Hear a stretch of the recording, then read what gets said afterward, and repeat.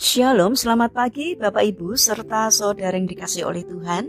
Kiranya berkat, damai sejahtera dan sukacita dari Tuhan Yesus Kristus senantiasa menyertai kita sekalian.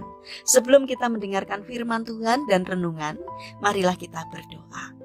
Tuhan Allah Bapa yang Maha Baik, kami sungguh bersyukur atas kebaikan dan kemurahan-Mu, karena Engkau Tuhan yang selalu melindungi dan memberikan pertolongan dalam kehidupan kami.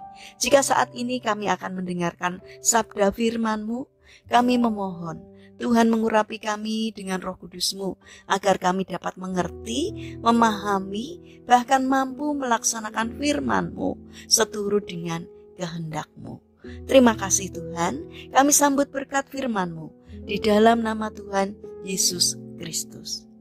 Amin. Bapak Ibu serta saudara yang dikasihi oleh Tuhan, bacaan firman Tuhan saat ini diambil dari TB2, Kitab Amsal pasal 21 ayat 23. Demikianlah sabda Tuhan. Siapa menjaga mulut dan lidahnya, memelihara diri dari kesukaran. Tema renungan saat ini adalah menjaga lidah.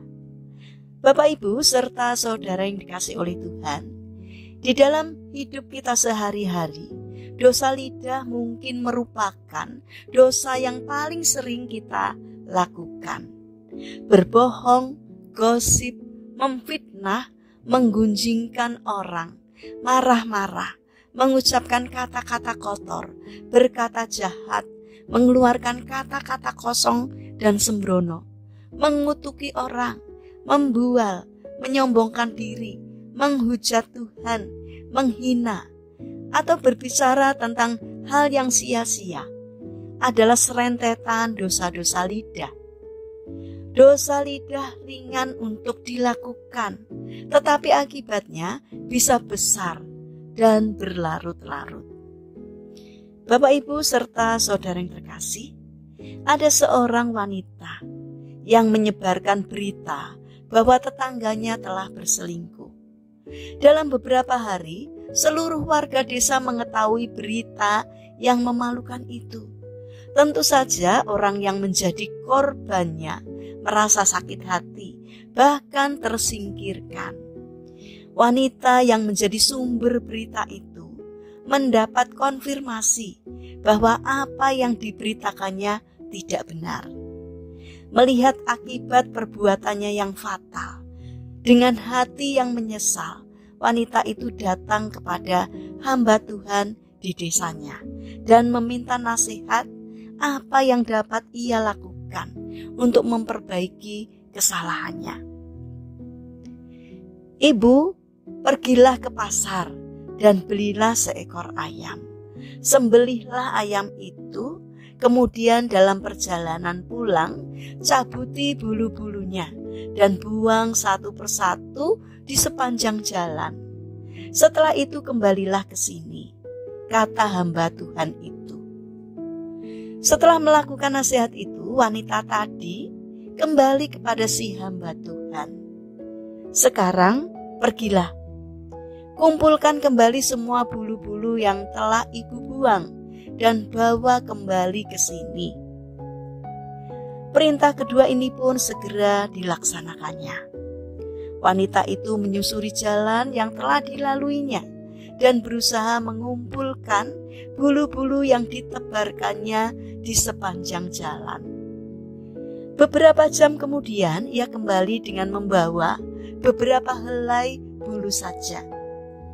Angin telah menerbangkan bulu-bulu itu ke segala penjuru, sehingga mustahil ia bisa mengumpulkan semuanya. Lihat, sangat mudah mencabuti bulu ayam dan menyebarkannya kemana saja. Namun sangat tidak mungkin untuk mengumpulkannya kembali.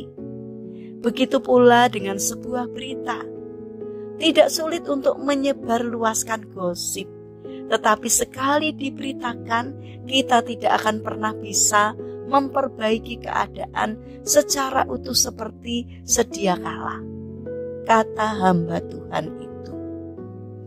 Bapak Ibu serta saudara yang dikasihi oleh Tuhan, Yakobus mengatakan Meskipun kita rajin beribadah, namun jika kita tidak bisa mengendalikan lidah, kita sama saja tidak beribadah.